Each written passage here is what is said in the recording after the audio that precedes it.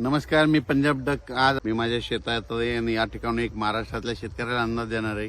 कारण की राज्यामध्ये खूप ठिकाणी काल देखील खूप ठिकाणी गारपीट देखील झाली. कोल्हापूर त्या पट्ट्यामध्ये तिकडं लातूरकडे झाली. तर आज देखील अहिल्यानगरकडे पाऊस चालू आहे आणि शेतकऱ्याचे फोन येत आहेत की आणखीन वातावरण कसं आहे. तर राज्यातल्या सर्व शेतकऱ्याला सांगू इच्छितो की राज्यात आणखीन 2 दिवस विखुरलेल्या स्वरूपाचा एक अवकाळीचं सावट आहे. म्हणजे 25-26 तारखेपर्यंत राज्यात अवकाळीचं सावट आहे, म्हणून हा अंदाज राज्यातल्या सर्व शेतकऱ्यांनी लक्षात घ्यायचा. त्याच्यानंतर राज्यामध्ये 27 तारखेपासून राज्यात परत उन्हाचा पारा वाढत जाणार आहे. उन्हाचा पारा वाढत जाणार आहे, उष्णतेची लाट येणार आहे, म्हणून हा अंदाज लक्षात घ्यायचा. मग सांगायचं झालं तर ही लाट मग उष्णतेची पूर्व विदर्भ, पश्चिम विदर्भ, दक्षिण महाराष्ट्र, उत्तर महाराष्ट्र, कोकणपट्टी, खानदेश सगळीकडे म्हणजे मात्र 26 तारखेच्या नंतर 27 तारखेपासून चांगलं उन्हाचा पारा वाढणार आहे, म्हणून हा अंदाज सर्व शेतकऱ्यांनी लक्षात घ्यायचा.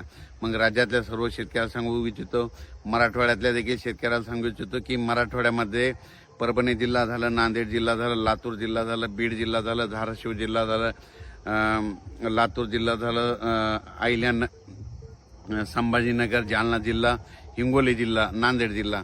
तर ते शेतकऱ्याला सांगू इच्छितो की आणखी 3 दिवस म्हणजे आज 22, 23 आणि 24च्या दरम्यान फक्त विखुरलेल्या स्वरूपाचा तुरळक ठिकाणी अवकाळी पावसाचा सावट आहे, म्हणून हा अंदाज मराठवाड्यातल्या शेतकऱ्यांना लक्षात द्यायचा. विदर्भात देखील आणखीन 2-3 दिवस सगळीकडे नाही, पण अवकाळीचा वेग दररोज 1 दिवस आड भाग बदलत अवकाळी मध्यरात्रीच्या येणार आहे, म्हणून हे देखील विदर्भातल्या सर्व शेतकऱ्यांनी अंदाज लक्षात घ्यायचा. त्याच्यानंतर उत्तर महाराष्ट्रातल्या शेतकऱ्याला सांगू इच्छितो की आज 22, उद्या 23, 24, 25 पर्यंत उत्तर महाराष्ट्राकडे समजा इकडे पुणे जिल्हा झालं, समजा अहिल्यानगर जिल्हा झालं, नाशिक जिल्हा झालं, जळगाव जिल्हा झालं, धुळे जिल्हा झालं, ह्या पट्ट्यामध्ये संभाजीनगर पट्ट्यामध्ये आणखीन 3 दिवस वातावरण खराब राहील. म्हणजे सर्वदूर पडणार नाही, फक्त अवकाळीचं सावट राहील, म्हणून आणखी 2 दिवस अवकाळी राहणार आहे. पण 27 तारखेपासून पुन्हा परत तीव्र उष्णतेची लाट येणार आहे. काही ठिकाणी 44°, 42°, 40°, 38°पर्यंत 44 आणि काही ठिकाणी 45-46 देखील पारा 1 मेच्या दरम्यान जाणार आहे, म्हणून हे देखील लक्षात येतं. मेच्या पहिल्या आठवड्यात हवामान तीव्र उष्णतेची लाट राहणार आहे, म्हणून हे देखील अंदाज सर्व शेतकऱ्यांनी लक्षात द्यायचा. म्हणजे 1 मे पासून परत राज्यात चांगली उष्णता वाढणार आहे, म्हणून हे देखील सर्व शेतकऱ्यांनी लक्षात द्यायचं.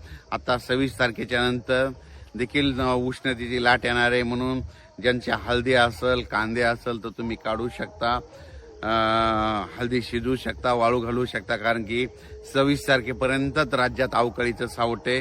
हे काही सर्वदूर नाही, विखुरलेल्या स्वरूपाचं आहे. 1 दिवस आड 2 दिवस आड येत राहणार आहे, म्हणून हा अंदाज राज्यातल्या सर्व शेतकऱ्यांना लक्षात द्यायचा. पहिल्या आठवड्यात चांगली उष्णतेची तीव्र लाट राहणार आहे, म्हणून हे देखील लक्षात घ्यायचं. मुंबई, पुणे, नाशिक ह्या पट्ट्यात देखील आणखीन जवळपास 24, 25, 26च्या दरम्यान तिकडे देखील वातावरण खराब राहील, म्हणून हे लक्षात द्यायचं. पण 2026च्या बाबतीत सांगायचं झालं तर 2026ला मात्र सरासरी इतका पाऊस पडणार आहे, चांगला पाऊस पडणार आहे, परतीचा पाऊस मात्र जास्त होणार आहे, पिकं चांगली येणार आहेत, म्हणून ही सर्वप्रथम शेतकऱ्याच्या आनंदाची बातमी. दुष्काळ वगैरे काही पडणार नाही. जूनमध्ये देखील पाऊस असणार आहे, जुलैमध्ये पडणार आहे, ऑगस्टमध्ये पडणार आहे, सप्टेंबर ऑक्टोबरमध्ये देखील पडणार आहे आणि 13 नोव्हेंबरला थंडी येणार आहे, म्हणून हे लक्षात यायचं. म्हणजे सांगायचं झालं यावर्षी पाऊस असा राहील की पिकाला लागेल तसा पडणार आहे, फक्त परतीचा पाऊस जरा जास्त पडणार आहे, म्हणून हे अंदाज सर्व शेतकऱ्यांना लक्षात यायचा. आणि तुम्हाला सांगतो, कालच अक्षय तृतीया झाली होती. अक्षय तृतीयापासून कंप्लीट 40 दिवस पाऊस असतो. तर आता 2 दिवस झालेत, म्हणजे कंप्लीट आणखीन 38 दिवस पाऊस राहिला आहे, म्हणून शेतकऱ्यांनी शेतीचे कामे करून घ्या. आम्ही पाहू शकता आणखीन बघा, आज आम्ही सगळे कामं आटपून घेतलेली आहेत, म्हणून माझी शेतकऱ्याला विनंती आहे, तर तुम्ही देखील काय करा, आता कंप्लीट 38 दिवस पाऊस राहिला आहे, म्हणून तुम्ही तुमच्या शेताची कामे आटपून घ्यावी. धन्यवाद.